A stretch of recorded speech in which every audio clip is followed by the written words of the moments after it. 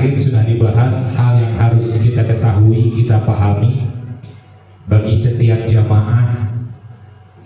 Memahami yang pertama syarat haji, yang kedua jenis haji, yang ketiga rukun haji, yang keempat wajib haji, yang kelima sunat haji, dan yang keenam terkait dam atau kifarat.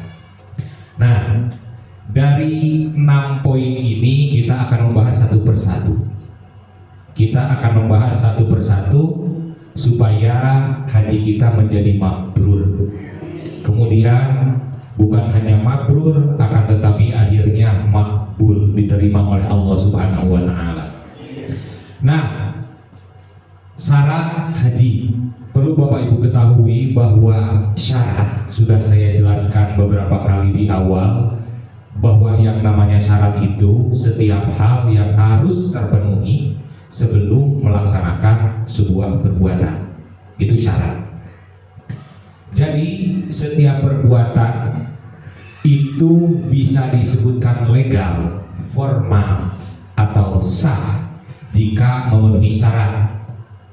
Disebut nanti ieu mah pra, berarti pra perbuatan, pra ibadah. Ada yang dinamakan syarat. Nah, Bapak Ibu sekalian, syarat haji itu ada 2. Yang pertama syarat wajib, yang kedua syarat sah. Ini 2 hal yang berbeda antara syarat wajib dan syarat syah.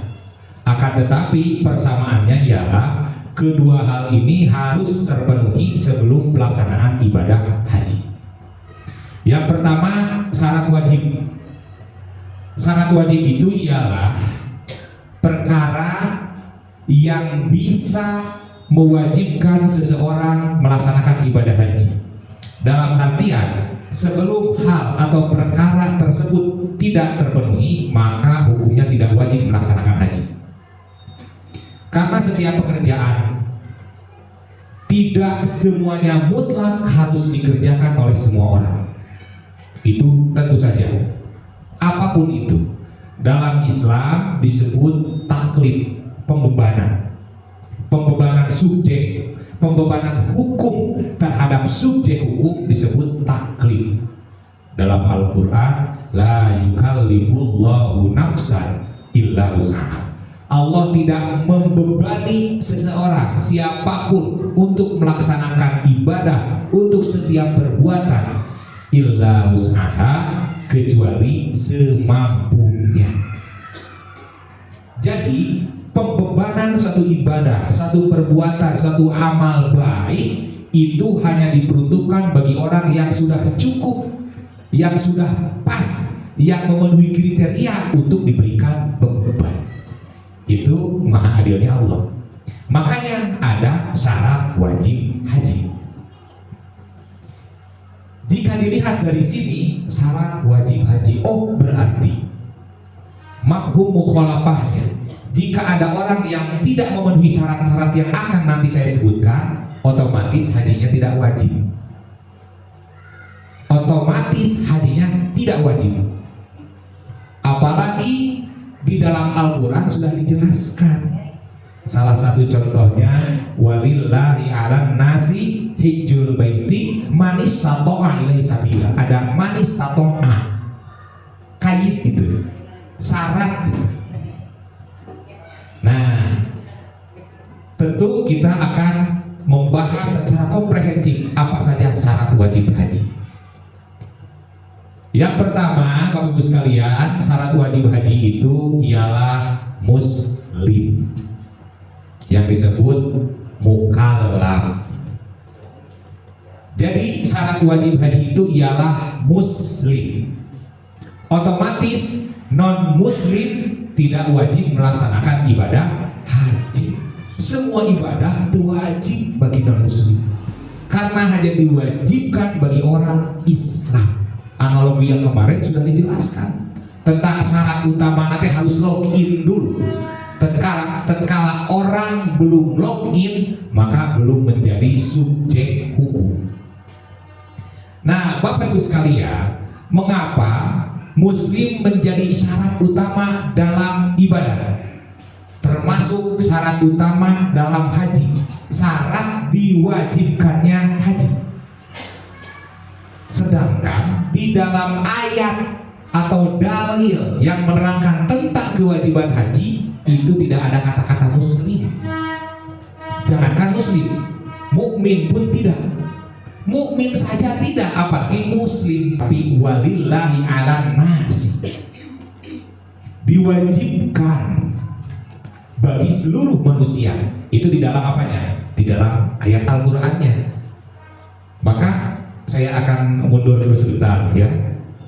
Hukum ibadah haji dalam dalil ini, walillahi ala nasi hajjul baiti man istata'a ilaihi sabila. Walillahi, dan terhadap Allah, ala nasi, kewajiban untuk manusia, hijjul baiti adalah melaksanakan ibadah haji ke Baitullah. Di sini sudah jelas an-nas, manusia, bukan muslim, bukan mukmin. Kemudian hadisnya juga ayyuhan nas, kata Rasul, qad faradallahu alaikumul hajja fahajju. Wahai manusia, bukan wahai muslim, bukan wahai orang-orang yang beriman, tapi ayyuhan nas, secara global. Nah, kan jika tidak ditelaah, dari sini saja sudah kontradiksi. Ongkoh diwajibkan bagi seluruh manusia. Yang namanya manusia berarti ada muslim, ada non muslim, ada mukmin, ada kafir, tentu saja. Berarti itu menjadi subjek hukum seluruhnya. Tapi kok di situ dijelaskan syarat wajib haji itu yang pertama ialah muslim, seolah-olah kontradiksi. Berarti Islam tidak konsisten antara dalil yang tertulis dengan aplikasi di lapangan, tidak sama dengan antara undang-undang dengan peraturan pemerintah, misalkan bertabrakan. Apalagi dengan bimbingan teknisnya, berarti seolah gitu kan? Karena jelas anak nas. Mengapa demikian? Dikarenakan begini, Bapak Ibu sekalian, perlu saya jelaskan. Walaupun belum pernah ada yang bertanya, karena biasanya kita manut-manut saja, dia.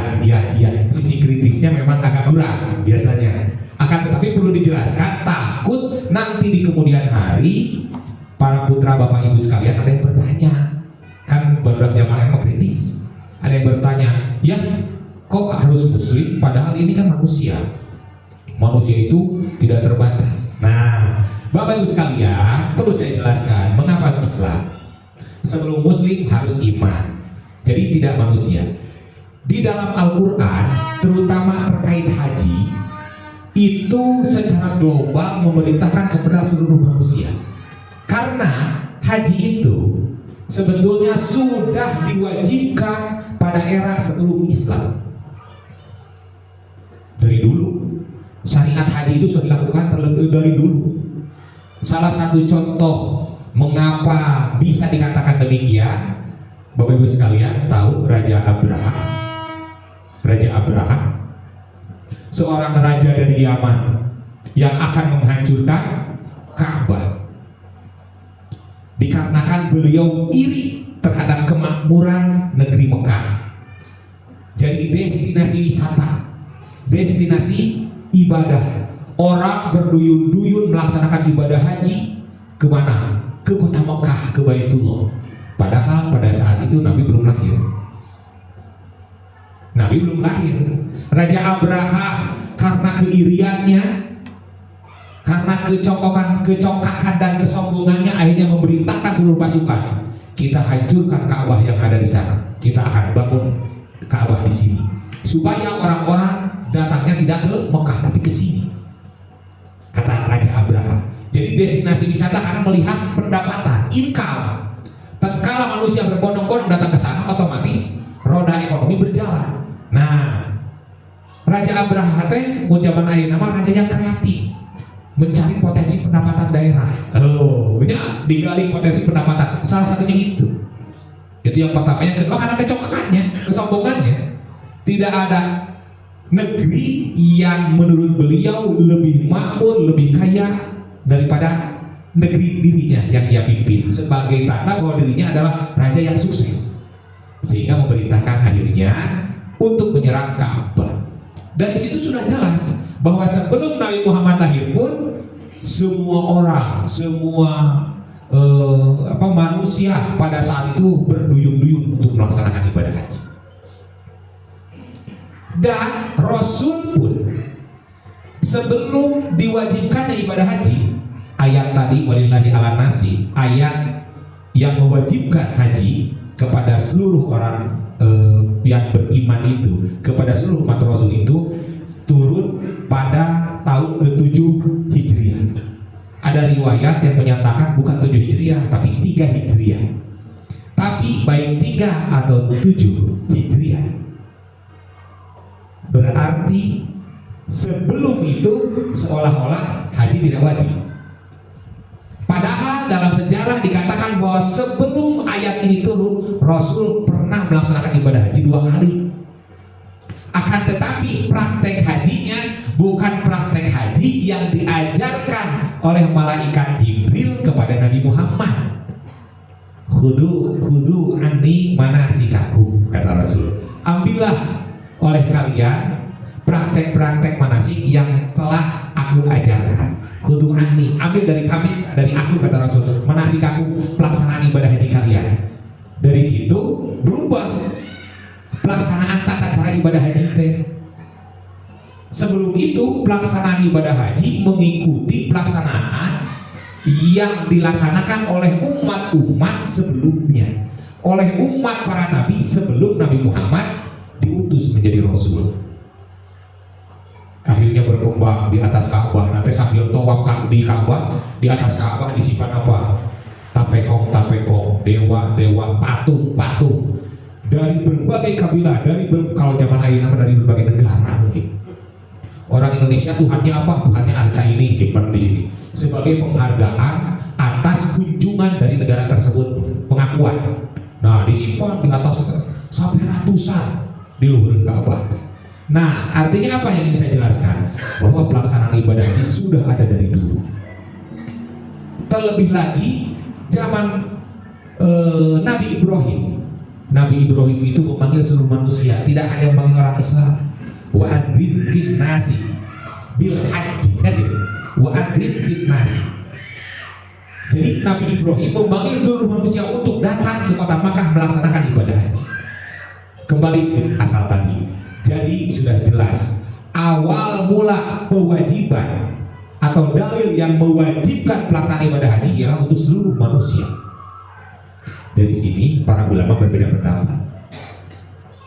Ada yang mengatakan bahwa betul hadis ini tidak salah, ayat ini tidak salah. Betul sekali. Sehingga dari ayat ini maka non muslim dan kafir termasuk subjek hukum. Akan tetapi subjek hukumnya bukan subjek ubudiyah, tapi subjek dakwah, ngajak.